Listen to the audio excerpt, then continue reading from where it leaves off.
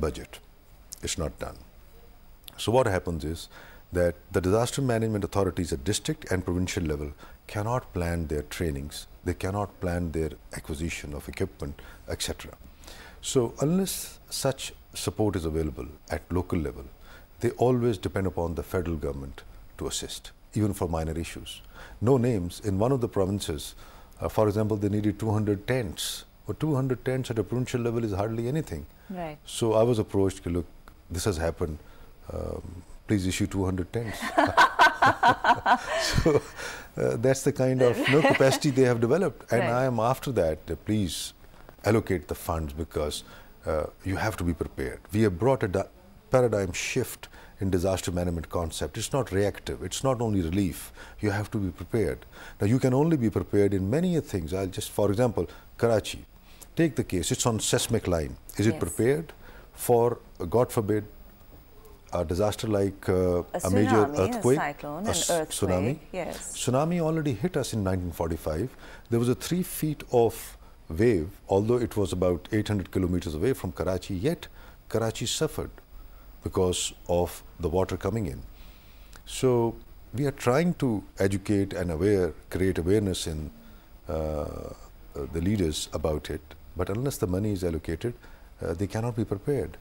Especially Karachi, I am so scared that, you know, the quality of construction, the building codes which are being violated all over the country, but Karachi being the most important hub, trade hub, needs to be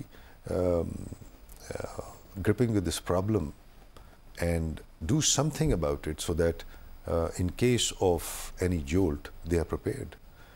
All these buildings needs to be retrofitted. It's a gigantic problem, but it has to start. Look at your shoreline, how close you are to the shoreline.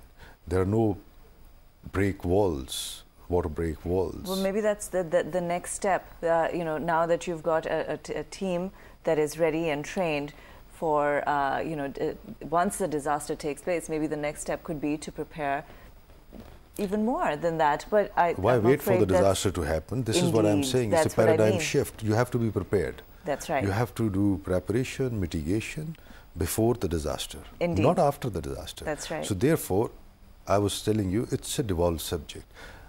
Federal government can assist only in... I'm very sorry, but that's all the time we have. We've run out of time. It's a, you know, news channel close to the hour. We have to go over to the news studio. But I have to tell you that more than anything else, I have all of these tweets about how handsome you look this morning. So on that note, it's time now for us to take a break. You're to go over to the news studio, where you can get your headlines and your top stories. Coming up after the news break, we are going to talk to you about World Diabetes Day, and Dr. Jabbar is going to be here with us in our studios for that. Do stay with us. This is Breakfast at Dawn, and keep watching Dawn News.